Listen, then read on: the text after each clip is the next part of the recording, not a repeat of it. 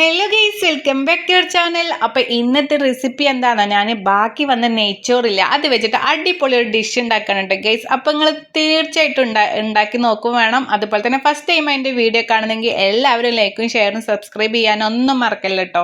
അപ്പോൾ ഗൈസ് ഞാനില്ലേ എനിക്ക് നെയ്ച്ചോറ് കുറച്ച് ബാക്കി വന്നു. അപ്പോൾ ഇത് വെച്ചിട്ട് ഞാൻ എന്തുണ്ടാക്കും, എന്ത് ചെയ്യും, ഇനിയിപ്പോൾ ഇത് വേസ്റ്റ് ആകുമല്ലോ എന്ന് വിചാരിച്ചപ്പോഴാട്ടോ ഈ ഒരു ഐഡിയ വന്നത്. അപ്പോൾ നമുക്ക് വീഡിയോയിലോട്ട് പോകാം. എങ്ങനെ ഉണ്ടാക്കുന്നത് ഞങ്ങൾക്ക് കാണിച്ചു തരാം കേട്ടോ. ഇതാട്ടോ ഗൈസ്, എനിക്കിതാ നെയ്ച്ചോറ് ഇതാ ബാക്കി വന്നിട്ടുണ്ട്, കുറച്ചും കൂടി ഉണ്ട്. അപ്പം ഞാൻ ഇത്ര വെച്ചിട്ടാണ് ഉണ്ടാക്കുന്നത് കേട്ടോ. പിന്നെ ഇത് ഫസ്റ്റ് ടൈം ഉണ്ടാക്കുന്നതുകൊണ്ട് ഒരു റെഡി ആകുമോ എന്നുള്ളൊരു ടെൻഷനും കൂടി ഉണ്ടായിരുന്നു കേട്ടോ. അപ്പോൾ ഇതാ ചോറ് ഇതാട്ടോ. ഇനി ഒരു ചട്ടി വെക്കുക. ചട്ടി വെച്ചിട്ട് ഇതാ എണ്ണ ഒഴിക്കുക, കുറച്ച് കടുക് ഇട്ട് കൊടുക്കാം, പിന്നെ വെളുത്തുള്ളി കുറച്ച് ചെറുതായി കട്ട് ചെയ്തതും കൂടി ഇട്ട് കൊടുക്കാം കേട്ടോ. അപ്പോൾ അതൊന്ന് മൂപ്പിച്ച് ഇങ്ങനെ വരുമ്പോൾ, ഇങ്ങനെ ഒരു ബ്രൗൺ കളറായി വരുമ്പോൾ നമുക്കൊരു മീഡിയം സൈസ് ഒരു ഉള്ളി എടുത്തിട്ട് കട്ട് ചെയ്ത് വെച്ചിട്ടുണ്ട്, അതും കൂടി ഇതിലോട്ട് ഇട്ടുകൊടുക്കാം. എന്നിട്ട് നന്നായിട്ട് വാട്ടിക്കൊടുക്കാം കേട്ടോ. ജസ്റ്റ് ഒന്ന് 2 മിനിറ്റോളം വാട്ടിയാൽ മതി. അപ്പോഴേക്കും നമുക്ക് ഈ ഒരു ബ്രൗൺ കളറായിട്ട് മാറി വരുമല്ലോ. അതിന് ശേഷം നമുക്ക് ഇതിലോട്ട് ഒരു ചെറിയൊരു തക്കാളിയും കൂടി കട്ട് ചെയ്തിടാം കേട്ടോ. ഇതാട്ടോ തക്കാളി. അപ്പോൾ ഈ തക്കാളിയും കൂടി ഇതിലോട്ട് ഇട്ട് കൊടുത്തിട്ട് ഒന്നും കൂടി മാറ്റിക്കൊടുക്കാം. ഈ സംഭവമല്ലേ ഉണ്ടാക്കിയിട്ട് നമ്മളിങ്ങനെ ബാക്കി വരുമ്പോൾ നമ്മൾ പിറ്റേ ദിവസം ഫ്രിഡ്ജിലൊക്കെ വെച്ചിട്ടൊക്കെ ഉണ്ടാകുമല്ലോ ചോറ്. അപ്പം നമുക്കത് കുട്ടികൾക്കൊക്കെ രാവിലെ ഉണ്ടാക്കി കൊടുത്തിട്ട് ലഞ്ച് ബോക്സിലൊക്കെ കൊടുത്തേക്കൊക്കെ ചെയ്യാം കേട്ടോ. അവർക്ക് ഇഷ്ടപ്പെടും. സംഭവം അത്രയ്ക്ക് ടേസ്റ്റ് ഉണ്ട് കേട്ടോ. പിന്നെ ഞാനൊരു പച്ചമുളക് അങ്ങനെ ഇട്ടുകൊടുത്തിക്കാണ് കേട്ടോ, അല്ലാതെ അത് കട്ട് ചെയ്തിട്ടൊന്നുമില്ല. പിന്നെ ആവശ്യത്തിന് ഉപ്പ് ഇട്ട് കൊടുക്കാം. പിന്നെ 1/2 സ്പൂണോളം മഞ്ഞൾപ്പൊടി ഇട്ട് കൊടുക്കാം. എന്നിട്ട് നന്നായിട്ട് ഇളക്കി കൊടുക്കാം. ശേഷം ഒരു 1/4 സ്പൂണോളം ഗരം മസാലയും കൂടി ഇട്ട് കൊടുക്കാം. അതിനുശേഷം ഒരു 1/2 സ്പൂണോളം കുരുമുളക് ഇട്ട് കൊടുക്കാം കേട്ടോ. അപ്പം ഞാനിതിൽ മുളകും പൊടി, കാശ്മീർ മുളക് പൊടി അങ്ങനത്തെ സംഭവമൊന്നും ഇടുന്നില്ല. വെറും എരിവിന് ഇതാ ഈ കുരുമുളക് പൊടി ആട്ടോ ഇട്ട് കൊടുക്കുന്നേ. നന്നായി ഇളക്കി മറിച്ചിട്ട് ശേഷം ഒരു മുട്ട പൊട്ടിച്ചിട്ട് ഞാൻ ഇതിലോട്ട് ഒഴിച്ചു കൊടുക്കുന്നുണ്ട് കേട്ടോ. അപ്പോൾ മുട്ടയും കൂടി പൊട്ടിച്ചു കൊടുത്തിട്ട് നമ്മൾ മുട്ടപ്പേരിയൊക്കെ ഉണ്ടാക്കുന്ന പോലെ ഒന്ന് ചിക്കി കൊടുക്കുക കേട്ടോ കുറച്ച് നേരം. അപ്പോൾ അതൊക്കെ ഇളക്കി കൊടുക്കുകയാണേ. അതിന് ശേഷം കുറച്ച് കറിവേപ്പിലയും കൂടി ഇതിലിട്ട് കൊടുക്കാം. മല്ലിച്ചപ്പ് ഉണ്ടെങ്കിൽ മല്ലിച്ചപ്പ് ഇടാം കേട്ടോ. അതിനകത്ത് മല്ലിച്ചപ്പില്ല, അപ്പം ഞാൻ കറിവേപ്പില മാത്രമാണ്. അപ്പോൾ അതും കൂടി ഇട്ട് കൊടുത്തിട്ട് നന്നായിട്ട് ഇളക്കി മറിക്കാം. ഇനി ആട്ടോ നമ്മൾ അതിൻ്റെ വീഡിയോ നിങ്ങൾ സ്കിപ്പ് ചെയ്യാതെ കണ്ടോളി. എന്നാലും നമ്മളിതിൽ കൂട്ടുന്ന ഇൻഗ്രീഡിയൻസ് ഒക്കെ മനസ്സിലാകണ്ടേ. ഇനി 1 സ്പൂണോളം ടൊമാറ്റോ സോസ് ഉണ്ട്. ടൊമാറ്റോ സോസും കൂടി ഇതിൽ ഇട്ട് കൊടുക്കാം. ഒഴിച്ചു കൊടുത്തിട്ട് നന്നായിട്ട് ഇളക്കി മറിക്കാം കേട്ടോ. ശേഷം നമ്മുടെ റൈസ് ഉണ്ടാവില്ല, റൈസും കൂടി ഇതിൽ ഇട്ട് കൊടുത്തിട്ട് ഫുള്ളായിട്ട് ഈ മസാലയൊക്കെ എല്ലാ ഭാഗത്തും ആക്കി നന്നായിട്ട് മിക്സാക്കി കൊടുക്കാം കേട്ടോ.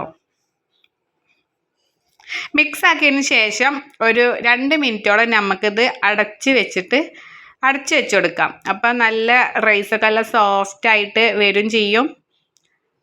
അപ്പോൾ ഇത് എല്ലാ ഭാഗവും ഞാൻ ഇളക്കി മറിച്ചിട്ടുണ്ട്. ഇനി ഇങ്ങനെ ഒരു സ്പൂൺ വെച്ചിട്ട് ഒന്ന് ജസ്റ്റ് ഒന്ന് അമർത്തി കൊടുക്കുകയാണേ. ഇനി ഒരു അടപ്പ് വെച്ചിട്ട് അടച്ച് വെച്ചിട്ട് ഒരു 2 മിനിറ്റോളം തീ കുറച്ചിട്ട് കേട്ടോ, തീ കുറച്ച് വെച്ചിട്ട് ചെയ്യണം ഈ സംഭവങ്ങളൊക്കെ. അപ്പം ഞാനിതാ അടച്ച് വെച്ചിട്ട് 2 മിനിറ്റോളം നമുക്ക് വെയിറ്റ് ചെയ്യാം കേട്ടോ.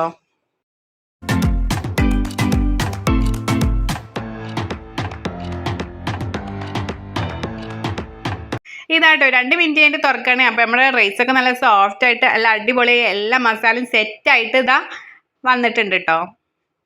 ഇനി ഇതിലോട്ട് ഞാൻ മേലെ മുകളിലായിട്ട് കുറച്ച് നെയ്യ് ഒഴിച്ചു കൊടുക്കുകയാണ്. അത് വേണമെന്നുള്ളവർക്ക് ഒഴിച്ചു കൊടുക്കാം. അപ്പോൾ ഒന്നും കൂടി ടേസ്റ്റൊക്കെ കൂടുന്നു വിചാരിച്ചിട്ട് ഞാൻ കുറച്ച് നെയ്യ് കൂടി ഒഴിച്ചു കൊടുക്കുന്നുണ്ട്. ഇത് നന്നായിട്ട് ഇളക്കി മറിക്കാം കേട്ടോ. ഇനി നമുക്ക് സെർവ് ചെയ്യാം.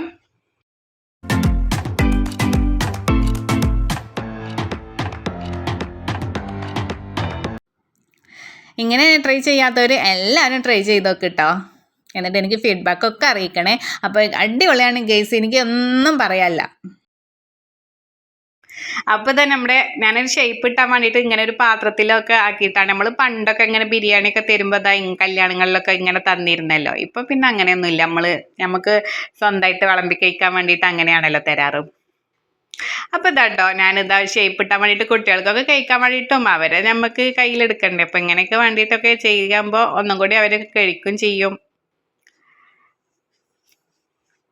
അപ്പോൾ ഇതാട്ടെ ഗൈസ് നമ്മൾ അടിപൊളി ഒരു വെറൈറ്റി ഡിഷാണ് കേട്ടോ. അപ്പോൾ നിങ്ങളിത് തീർച്ചയായിട്ടും ഉണ്ടാക്കി നോക്കണം, ചെയ്തിട്ടില്ലെങ്കിൽ ഉണ്ടാക്കി നോക്കണം കേട്ടോ. എന്നിട്ട് എനിക്ക് ഫീഡ്ബാക്കൊക്കെ അറിയിക്കുക കമൻറ്റിലൂടെ.